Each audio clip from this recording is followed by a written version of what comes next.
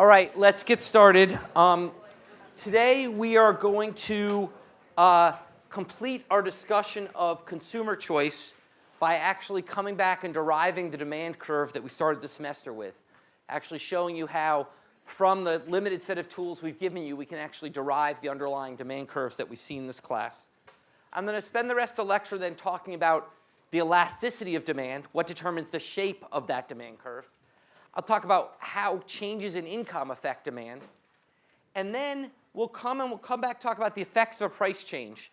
And we'll talk about sort of the theoretical concepts underneath how you analyze a change in price in an economics model. So let's start with deriving demand curves.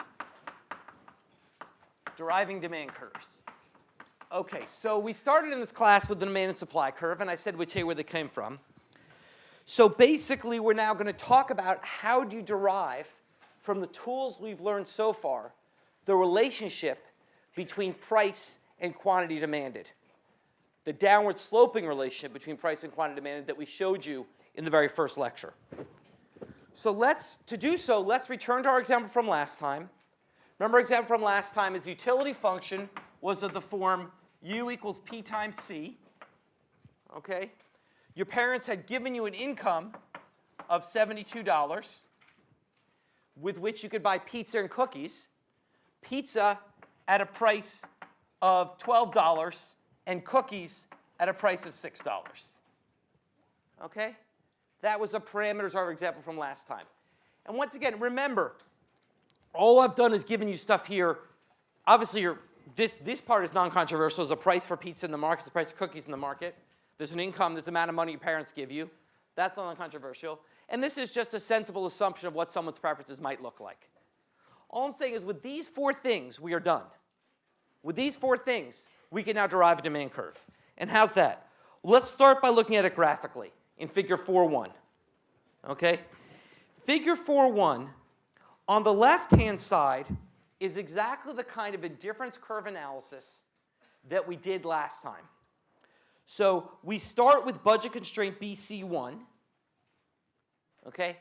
That is something where you could either get up to 12 cookies and no pizza or up to 6 pizzas and no cookies. Okay? And we know from analysis last time, given this, we showed you last time, and you went home and practiced, and we're so excited you told your mom and everything. We told you how you could show that you'd want 6 cookies and 3 slices of pizza at a point like point A. Okay, we showed that last time.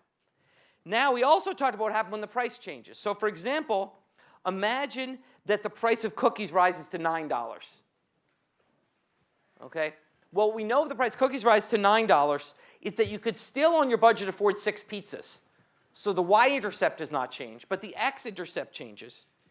Now, you can only afford 8 cookies. So you move to BC2, sub 2. You used to be able to afford 12 cookies, now you can only afford 8 cookies. And most importantly, the slope of the budget constraint has steepened. Remember, what is the slope of the budget constraint? It's the slope of the budget constraint. The slope is minus P C over PP. That's the slope. And that's steepened because the price of cookies has risen. So you now have a steeper budget constraint. The slope used to be minus 1/2. Now it's minus 3/4. So now that's gone from minus 1/2 to minus 3/4 with this new higher price for pizza. Higher price of cookies, I'm sorry. And the price of cookies goes to $9. That budget constraint has steepened. Okay? What does this do to demand for cookies? Well, we find the highest tangency of your indifference curves with this new budget constraint, and you could solve mathematically to show that that will occur at point B, where you will choose to continue to have 3 slices of pizza, but to only have 4 cookies. That is what happens if you take this, you do constrained optimization. If you change this price to 9, re-optimize the way we showed you last time, you'd end up finding that you would want 3 slices of pizza and 4 cookies at point B. Okay?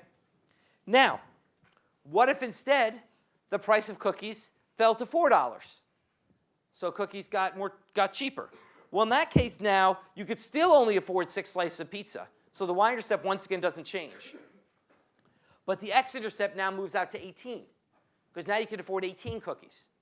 So your new budget constraint is flatter. It's BC sub 3. It's the flatter outermost budget constraint. Your opportunity set is much larger because cookies are cheaper. You have the same amount of money from your parents, but it can buy more stuff, and you can buy more cookies. So your opportunity set is larger. So you now can reoptimize with a now flatter budget constraint. The slope, instead of being a half, has now fallen to a third. Okay, the price of cookies but the price of cookies is $4. The price of cookies over the price of pizza is now a third. So in absolute value, the slope is lower. So you can now, and we say that if you take the same utility function and optimize at the new price, at a price of cookies of $4, you will find that you will choose point C. Still 3 slices of pizza, but now 9 cookies. So all 3 of those points we simply did by redoing the optimization I did last time. By taking this utility function, maximizing it, subject to a budget constraint dictated by these parameters. And all I did was change this parameter twice. Once I changed it up, once I changed it down. Okay, questions about that? Well, you've now derived the demand curve. Oh yeah, I'm sorry, question. So this also changes the indifference curve? No, your indifference curves are determined by utility function. Your difference curves do not change. It changes which indifference curve you end up choosing because the tangency point changes. But the only way to change difference curve would be to change utility function. Difference curves purely come from this part of it. So difference curves come from here. Budget constraint comes from these 3 pieces. Okay? Yeah? Is it possible to take a lot of people with like different indifference curves and electrical agglomerate component to one indifference curve? Is that possible? Well, no. But it is possible to take a bunch of demand curves, agglomerate them to get one demand curve. And I'm going to talk about that later. But no, in difference curves, you can't really add up because remember, utils are not a thing. So you can't add up in difference curves. But if you want to add up people, what you add up demand curves. And we've now derived the demand curve. How have we done that? Well, what's a demand curve? It's the relationship between price and quantity. Well, I just showed you the relationship between price and quantity. When the price goes down, quantity of cookies goes up. When the price goes up, quantity of cookies goes down. Well, just shift over to the right-hand side of figure 4.1. There's a demand curve.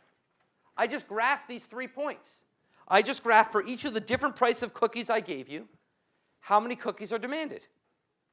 Okay? Well, at a price of cookies of 6, our initial price, geez, this is really small, 6 cookies were demanded.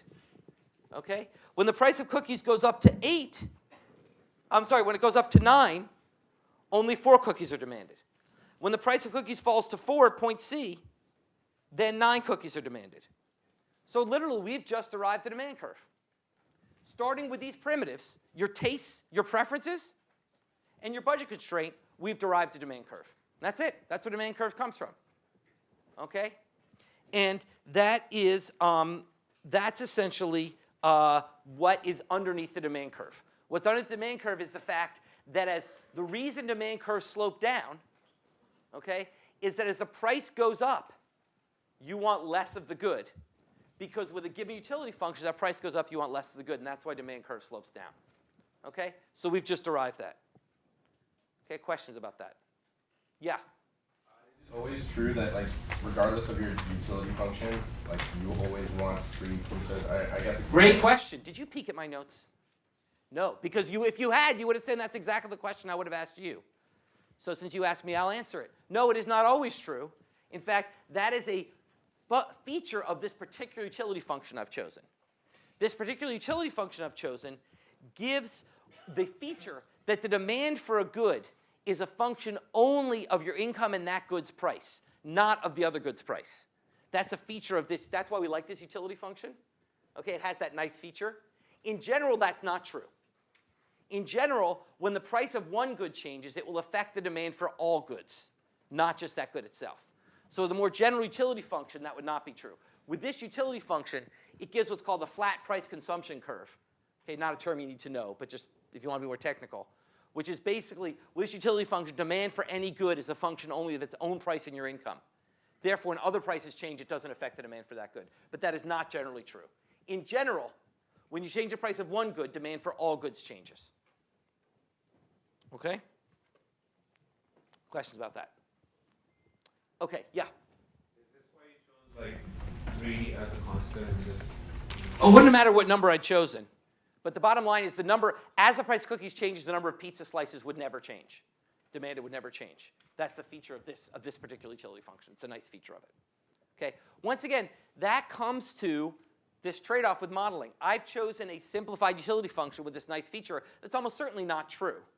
Okay. But we once again allowed us to derive a very sensible demand curve without introducing other complications. Okay. Now, what determines this demand curve's particular shape? What determines the shape of this demand curve? And that leads us to the second topic I want to cover today, which is the elasticity of demand.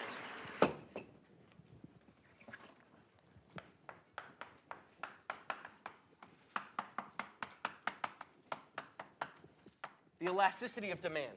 What determines the shape of a demand curve is what we call the elasticity of demand, which we define the elasticity of demand, epsilon, as delta Q over delta P over P. It's the percentage change in quantity for a percentage change in price. So for example, if quantity falls by 2% for every 1% increase in price, that's an elasticity of demand of -2. Elasticity of demand, as long as demand curves are downward sloping, is less than 0. Because the price goes up, quantity falls. Okay? So elasticity of demand is less than 0. Okay? And less than equal to 0. Less than or equal to 0. Yeah? Is this the change in quantity over the new quantity? Great question. When we're doing this, if we did it in calculus, it would be infinitesimal epsilon change. So it wouldn't matter if it was new or old quality. When you do it discretely, use the old quantity. Okay, so I should say Q0 and P0. Once again, if you did this in calculus, which is the way we're sort of thinking about an underlying intuition, it's an epsilon change, so Q0 and P0 are epsilon. It doesn't really matter. But if you do it discretely, you'd want to use Q0 and P0. Okay, these are great questions. Keep them coming. Okay, now, whenever we think of constants like elasticity, it's always useful to think about the extremes. So what are the extremes of this measure? One extreme would be if the elasticity of demand was 0. We would call that perfectly inelastic demand. Would be epsilon equals 0. Now, extremes never exist in the real world. Okay? But there are cases that come very close. So can someone, without flipping the page of the handout, don't do it, because before flipping the page of the handout, give me an example of a good that might have very, very, very inelastic demand, where no matter the price, you'd still want the same quantity. Yeah? Water? Because you have to consume it to live? Water, something that's essential to life like water. What else? Yeah, in the way back. Insulin. Well, insulin is the classic example we use. Okay? Yeah? Sewage removal? Sewage removal is interesting, although not quite, because we see a lot of variation around the world in sewage removal. But something like that, basically essentials of life. Insulin's a classic example we use. Indeed, that's the example I do use in the next. I guess I didn't list it on here, so you could have turned the page. We think about perfectly inelastic demand. Someone, once again, for those of you who don't know about the medical science here, basically if you're diabetic, you have trouble controlling your blood sugar. Insulin is a medicine you need to take to help you control your blood sugar. Without it, you die. So you'd think that's pretty inelastic demand. Like, I want to live, so I'm going to want to have my insulin. And if the price goes up, I'm not going to say, nah, I'll just die. Okay? You're going to want to still have the insulin. So we think in that case, quantity would be fixed at some Q, which is the insulin you need to live, and it wouldn't really matter what the price is. So elasticity would be 0. You have a perfectly inelastic curve. Quantity would not change with price. Okay? Basically, that would happen when there is no plausible substitute. Okay? The reason water's not as good as insulin is because I can drink something else. And sewage removal, I can do other things to deal with the sewage in my house. But insulin, there is no substitute. I die. Okay? So basically, the bottom line is when there's no plausible substitute, demand be perfectly inelastic. Likewise, we consider, yeah? Couldn't there be like multiple companies that sell insulin? So like if one say increases the price, they would shift to another. Okay, but this is a market. That's a great point. I'm just doing this as, let's actually imagine there's one company for now. You're right. I'm not doing choice across companies. Okay. So that would be perfectly inelastic. We can also consider the other extreme, perfectly elastic. So what's an example? Perfectly elastic demand perfectly elastic demand is that epsilon equals negative infinity. Okay? So what would cause perfectly inelastic demand? So people raise their hand and tell me. Perfectly elastic demand, I'm sorry. What would cause perfectly elastic demand? What would cause it? I'm just going to try to spread it around a little bit. You two have been good with it. Yeah. Would it be something that's like very not necessarily diamonds? Well, that's interesting. I mean, it wouldn't, that's not, I'm going to come to that, but that's something where demand would be less elastic, but not close to perfectly elastic, because basically, well, let me ask the question this way. What would drive a good to very, very elastic demand in general? Yeah. When it has perfect substitution. Exactly. Perfect substitutes. Diamonds, don't have perfect substitutes. I mean, we're increasingly making fake diamonds that are better and better substitutes, but a real diamond still doesn't have a perfect substitute. So what does? What's an example? What's something with a very good substitute? Yeah.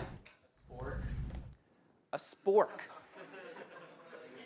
There is no I am insulted that you would suggest that the great spork. You need two different things to replace a spork.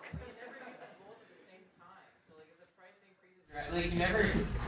Yeah, but then you have to buy a spoon and a fork. No, I reject your spork suggestion. I'm just joking. No, what else? What else? What is something that's really good substitutes? Yeah. Like off-brand medication. Yeah, something which is an off-brand medication, or I like to think of like a fast food. Okay, like fast food burgers have pretty good substitutes. Fast food pizza. Okay. Basically, it's hard to think of an extreme example. Nothing's ever perfectly elastic. But things which have very good substitutes, okay? Typically, this works well when we think across brands. Okay, if you think about different brands of gum, geez, I mean, who the hell cares? Or different brands of fast food, yeah. What about something like a $5 gift card, where after $5, nobody's gonna buy it? That's a separate issue. Let's come back. That's sort of that's like a weird kinked budget constraint. That's not really about substitution. But the bottom line is, we don't need more examples. The bottom line is, the key element and we show that in figure 4.3, that's going to be a horizontal demand curve.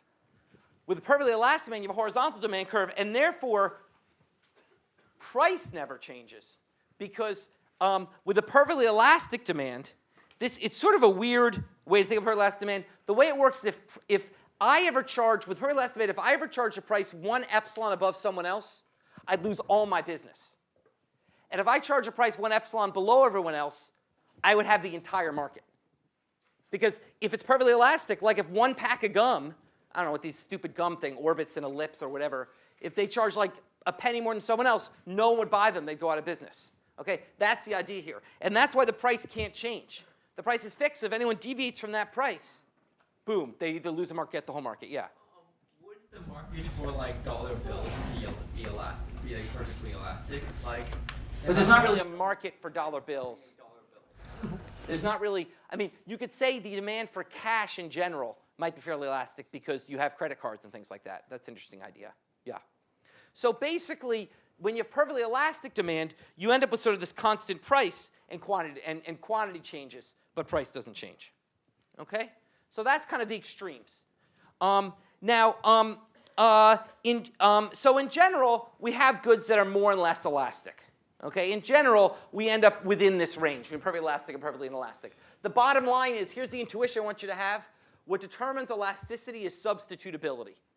The more substitutable goods are, the more elastically demanded they are. Okay?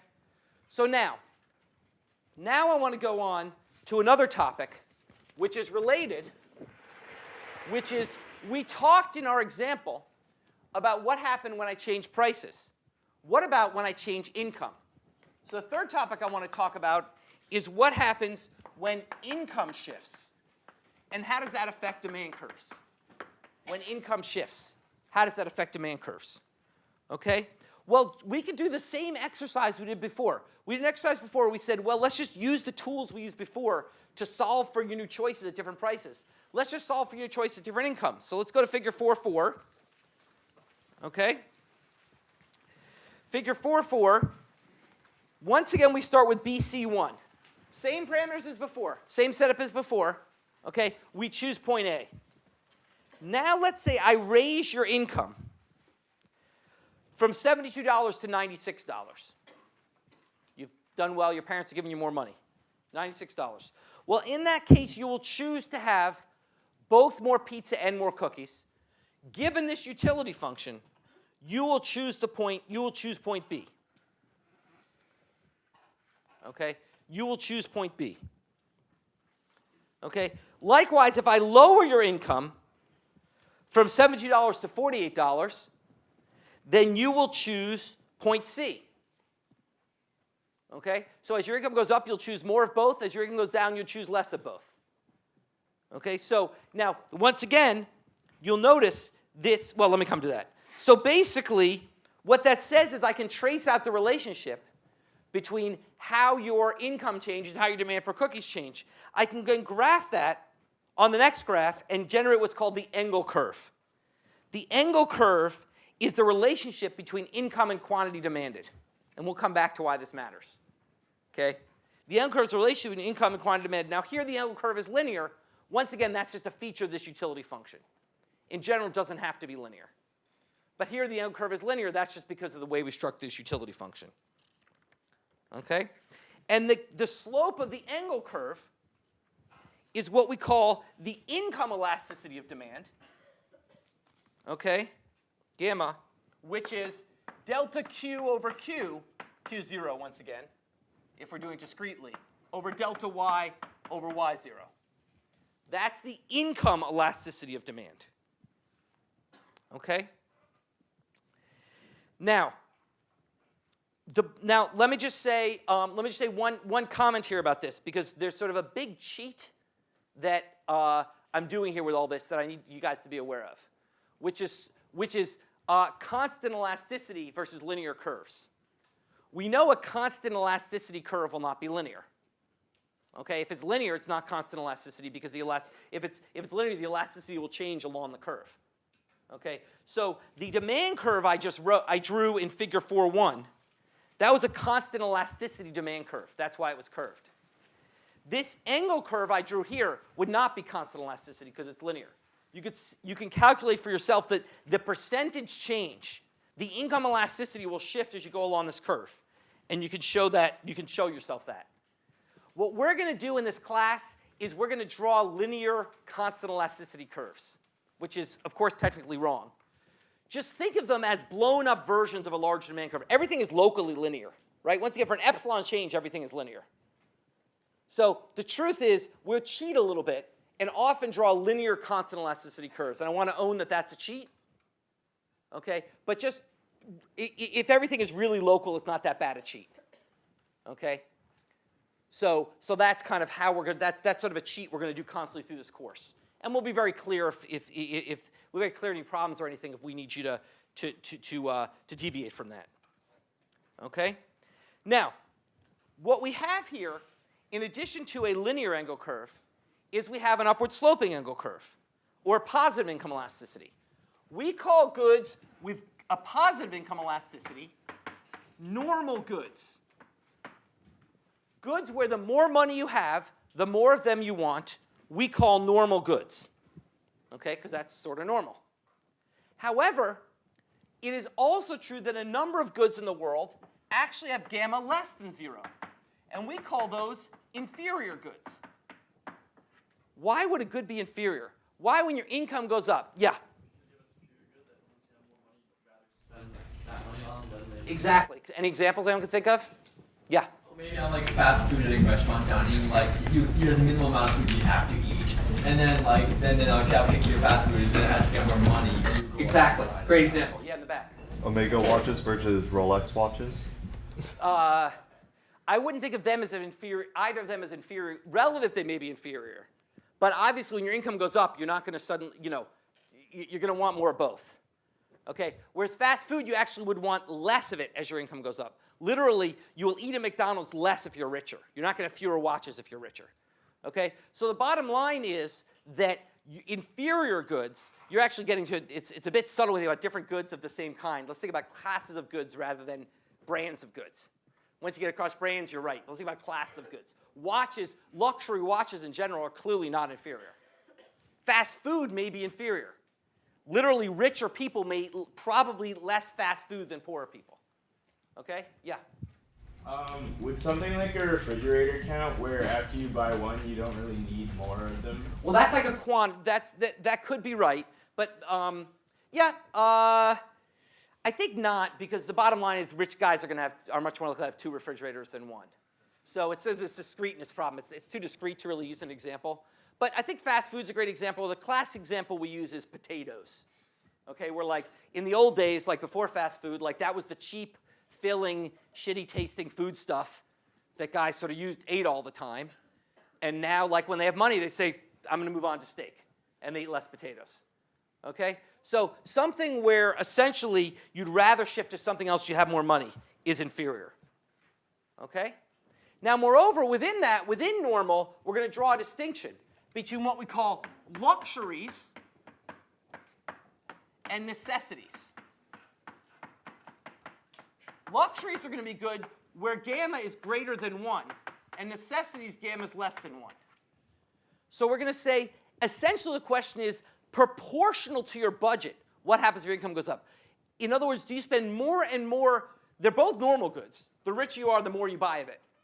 But a luxury good is you spend even larger share of your budget on that good as you get richer. So that'd be luxury, like watches, boats, maybe refrigerators, etc. Things where the richer you get, the more of your budget you spend on it. Necessities are things like food, where clearly rich people spend more on food than poor people. But they spend a smaller share of their budget on food than poor people. Okay? So it goes up, but it doesn't go up proportionally with your income. It goes up less than proportional with your income. Yeah? Luxuries to refer to some sort of like human necessities, in the sense that like if you're more like wealthy, you might buy more like name brand food or something like that and spend more. Yeah, once we get into brands, you can absolutely see that. You can think of luxury brands and necessity brands. Absolutely. But if we stay with categories of goods, then let's think of jewelry as the canonical example here, and sort of food as the canonical example here. Yeah. Do you have any example of something that's like near the border between luxuries and necessities? There's a huge industry in estimating these elasticities of demand, so I'm sure there's an answer to that. I don't have it off the top of my head. All right? So that's basically, so now I've given you the underlying tools of consumer demand theory. I've told you how to decide what quantity a consumer wants. I've told you how you can use that to derive a demand curve. I've explained the shape of the demand curve. I then talked about what happens as your income changes, and talked about the shape of income, of the income elasticity. Now I'm going to put this together to come back to revisit something you think you already know the answer to, which is what happens when a price changes, the effects of a price change. Now you might say, well, that's sort of silly. We already did that once this lecture. We already did when we derived the demand curve, effects of price change. When we derived the demand curve, we did some price changes, right? I showed you what happened as the price of cookies change. But in fact, we cheated a little bit and we didn't cheat. We gave you sort of the bottom line, but didn't get into the elements of why people react the way they do to price changes. Now we're getting to some sort of deep theory. Okay? Now I'm going to talk to you about something. It's deeply theoretical in the sense that, in some sense, if all you care about is what happens in the real world, then you just care about when a price change happens, how does quantity change? I'm going to give some theoretical concepts which are going to become very powerful later on in the course, which are important to understand now, which is how is the underlying decision calculus changed by a price, change when the price changes. And the way we're going to do that is that we're going to decompose your response to a price change into 2 effects: the substitution effect and the income effect. We're going to separate your response into 2 effects. The separation is going to become very important later on. The substitution effect we're going to define. We're going to define the substitution effect as the change in the quantity of a good when the price changes, holding utility constant. So it's delta Q, delta dQ dP, okay, for shorthand, but holding utility constant at some fixed level U bar. The change in quantity as price changes, so it's the elasticity of demand, but at a constant level of utility. The income effect is the change in quantity of a good as income changes. Change in quantity dy, which is the income elasticity we talked about. Okay? The change in quantity as the income changes. Okay? And this is actually technically it's multiplied by the initial level of income. We'll learn about this in section. But that's technically how the income effect is defined. And you'll come into section about why that is. But we're going to decompose this. So that's sort of confusing. So let me start with graphically to understand it. So let's go to figure 4, 5. One of them more complicated figures. Okay. We start at budget constraint 1. Same parameters as always. All the math here, all this graphical stuff follows from the math using that utility function and these prices and income. Same as before. So we start as before at point A. Your tangency is the best package you can have given that utility function is 6 cookies and 3 slices of pizza. Okay? Now let's imagine the price of cookies rises to $9. The price of cookies in our example, price of cookies goes from $6 to $9. Okay, that's the example we're going to analyze. Now we know from before that will ultimately move you from 6 cookies to 4 cookies while holding pizza constant at 3. So we know you'll end up at point C. We did that before. But actually 2 things are happening to get you there. The first thing that's happening is the substitution effect, which is the change in prices with utility constant. And how do we measure that? We want to ask, given that the price changed, but the utility's constant, what's the new quantity you choose? What does utility constant mean in this graph? What does it mean to utility constant? Let's get some other folks involved here. What does it mean? Yeah. Same indifference curve. So what we want to do is ask, given the new prices, but the old indifference curve, what quantity would you choose? Well, the way we do that is we find the tangency between the new slope of the budget constraint and the old indifference curve. And we do that by drawing sort of an imaginary budget constraint, BC prime.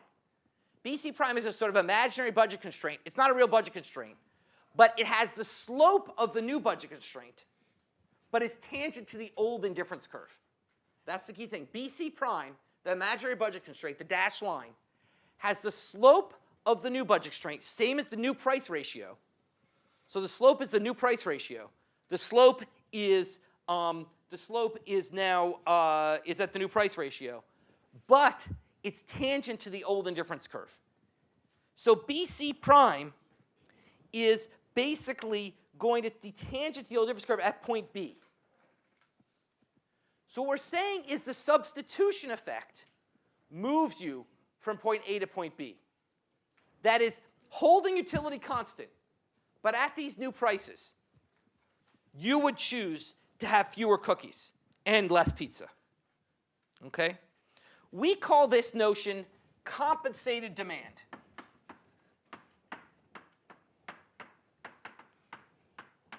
Compensated demand. That is, I'm compensating you. I'm holding your utility constant. I'm saying price of change sucks for you. You're worse off. Your opportunity set's restricted. But I'm going to compensate you by holding your utility constant. So we call this compensated demand. Your compensated demand would mean that when the price goes up, you would choose to reduce your consumption of cookies from 6 to 4.89. Okay? Now, here's the key thing about substitution effects. We can sign them definitively. They are always negative. The substitution effect is always negative. Okay? Substitution effect is always negative. The income effect could go other way. We'll show that. Substitution effect is always negative. Okay? We can see this in 2 ways. Graphically, think about it this way. You have to be tangent to the same indifference curve with a higher sloped line. So you have to move to the left. Right? If you tangent to the same indifference curve with a line with a higher slope, it's got to be to the left. So that's a graphical intuition. Mathematically, it's worth writing out the steps because it helps us. That's why we teach us here, helps remind us of our consumer theory. Okay? Step 1, you're at this new tangency. Okay? Step 2, we know that at any such tangency that's optimized, the marginal utility of cookies over the marginal utility of pizza equals the price of cookies over the price of pizza. We know that's true at any tangency. Okay, because that's the optimal choice. Step 3, we know PC over PP is up. Okay, I just said that in this assumption, so the price of cookies is up. Therefore, that leads to step 4, which is that MUC over MUP must be up, because it's still equal. Well, how do you raise the ratio, the marginal utility of cookies to marginal utility of pizzas? How do you accomplish that? By having fewer cookies and more pizza. The way you get, so that means, that implies that cookies are up, cookies are down and pizzas are up. And/or pizzas are up.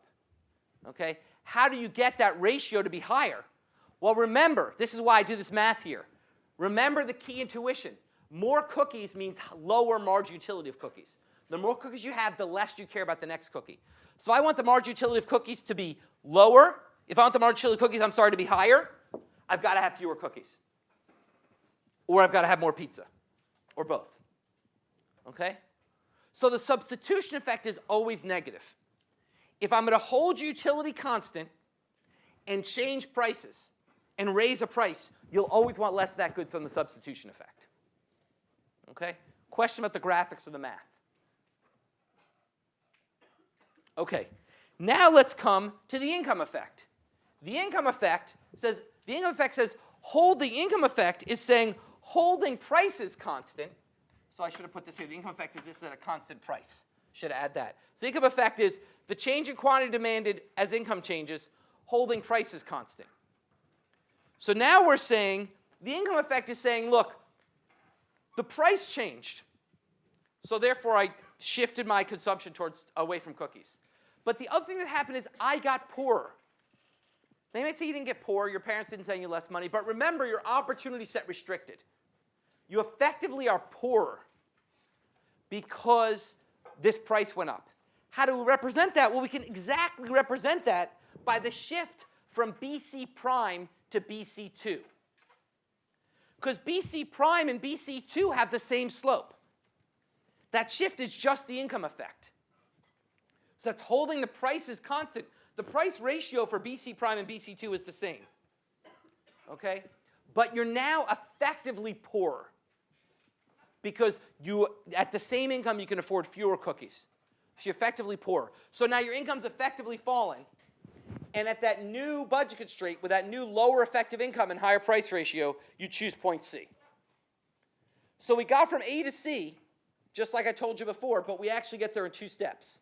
One step is sort of the relative change in prices cause you say, ooh, I want to get away from cookies. The other say, I'm poor, so I want less of everything, including cookies. Okay? So one is the price effect, one's the income effect. And it matters, these 2 effects matter. Now in this case, they don't matter because they work together. In this case, you might say, well, look, why do I care? You know, the bottom line is number of cookies fell by 2. Substitution effect work together. Why do I care? Well, you might care because if the income effect because if the good is inferior, then the income and substitution effect work against each other. If the good is inferior, then the income substitution effects work against each other rather than with each other. To see this, let's go to figure 4.6. Now we're going to totally change our example. Okay? Now we're going to choose between steak and potatoes. Totally different example. Steak and potatoes. You start at budget constraint BC1. Potatoes are $1 and steak is $5. So in our new example, I'll put this up here. In our new example, we've got the price of steak is $5. The price of potatoes is $1. Okay, and your income is $25. That's our new example. Okay, in that case, you will choose, and this is a different utility function. It's a totally new example. I'm not expecting you to understand the underlying math here. I'm just showing you an example of something that might be true. Okay, so you choose point A. You choose 7.5 potatoes and 3.5 steaks. Okay, given those prices. Now we're going to say what happens if the price of potatoes goes from $1 to $3. The price of potatoes goes up. Well, 2 things happen. First of all, the change in compensated demand moves you from point A to point B. How do we know that? Because we draw a new imaginary budget constraint that has the new price ratio, but is tangent to the old indifference curve. So you're point A to point B. So the substitution effect lowers your demand for potatoes from 7.5 to 4. But the income effect raises your demand for potatoes. Now the income effect means you actually move back from 4 to 5. On net, you're still having fewer potatoes, but the substitution effects went opposite ways. Why? Why did the income effect cause you to want to have more potatoes? Substitution effect wanted to have less. Yeah? Price potatoes went up, so you're effectively what? Poorer, right? And when you're poorer, how does that affect your consumption of inferior goods? You want more of them, right? So price potatoes went up, so effectively you're poorer. Now when you're poorer, in our previous example with cookies, you want fewer cookies than a normal good. But potatoes are an inferior good. So as you're poorer, you want more of them. The income effect goes the opposite way of the substitution effect. That's where this starts to get interesting. The income effect always goes the same way as the substitution effect. This is sort of just a purely useless theoretical exercise. It gets interesting when the income effect goes the opposite way of the substitution effect. Yeah? Oh, hold on. I'm getting there. Okay? So, yeah. Different utility functions will give you different. You have to have a different utility function to get the good to be inferior. So utility of a steak of potatoes is not going to be square root of. You won't get inferiority with square root of p times s. So it's a different utility function. I mentioned that. I think it's a different utility function. Yeah. It's a different utility function that makes potatoes an inferior good mathematically. Exactly. So basically, your intuition, I gave you the intuition why they're inferior, but mathematically it would occur because we'd have a utility function. The utility function would generate an inferior good would be a different looking utility function. Not off the top of my head. But we'll do it in section. Okay? So the bottom line is, yeah. Setting the price for steak and potatoes, is it that they both provide similar nutritional value? Because one potato is not necessarily big one steak, but the price that you're setting $5 for the steak is equivalent in terms of my health and will fill me up as much as. No. I'm not saying that at all. I'm not writing down a health function. I didn't write it down. It's a utility function.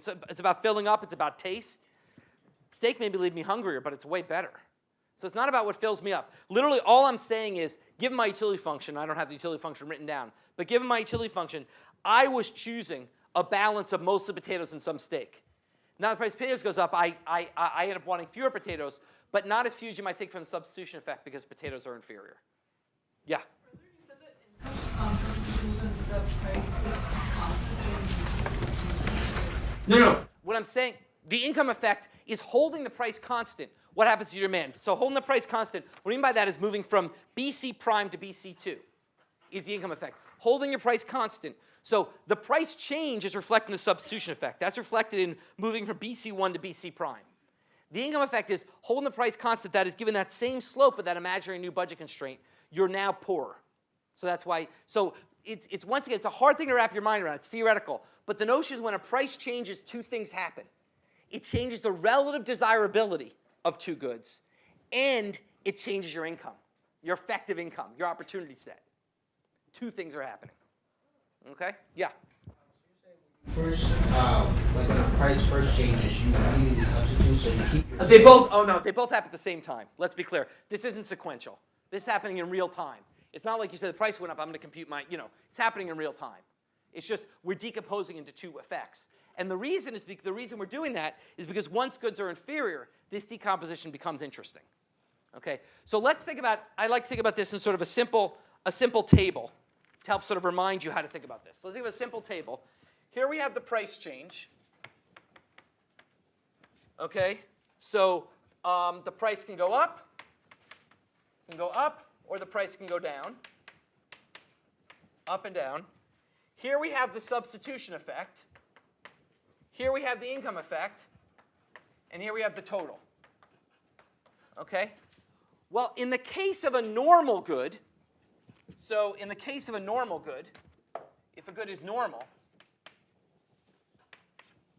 then we know the substitution effect, when the price goes up, leads you to want less of a good. The income effect also leads you to want less of a good, so you definitely want less of the good. These are all equals. You know, there's always corner cases. Okay? Likewise, when the price falls, the substitution effect makes you want more of the good. When the price falls, you're effectively richer, so the income effect makes you want more of the good, so you clearly want more of the good. Okay, that's the easy case. The more interesting case is, what if it's an inferior good?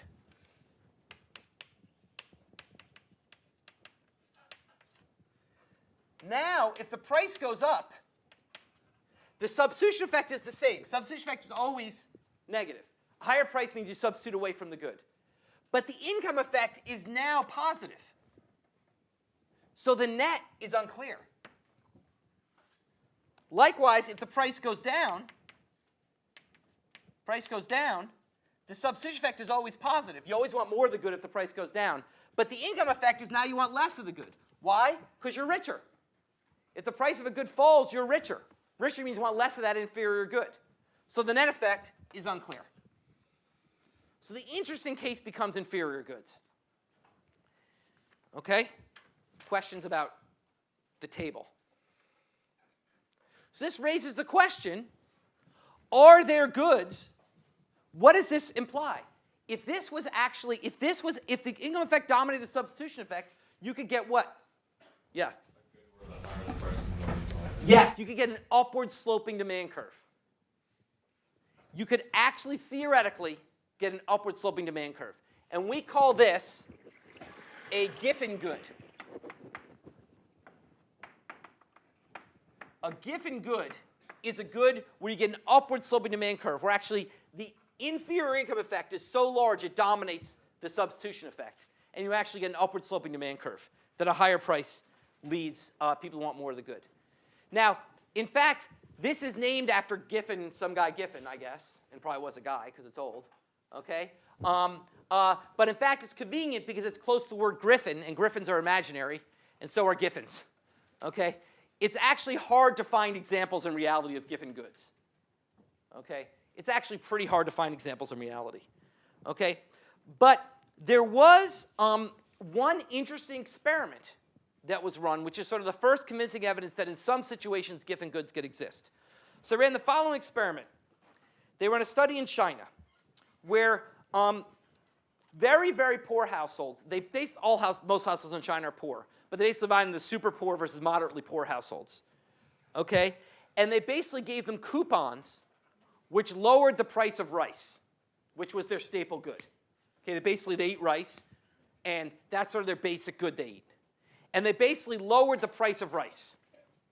What they found is that for families that weren't super poor, they found a typical downward sloping demand curve. Giving the coupon off rice meant they bought more rice. But for the very, very poor families, they actually did find an upward sloping demand curve. Giving them a discount on the price of rice actually caused them to have less rice. Because because literally that's all they ever ate was rice. So by definition, they could have had more because they didn't eat anything else. Now that you're essentially saying, look, you used to eat all rice, you spend your whole budget on rice, now I've basically given you extra money. Because all that rice you used to eat, you can now have cheaper. Are you going to spend that to buy more rice? No, you're going to buy something else. And that's a Giffen good. So you can think, if you think about sort of a corner solution when people are buying all of a good that's inferior, then by definition, if you give them more money, they're going to move on to another good.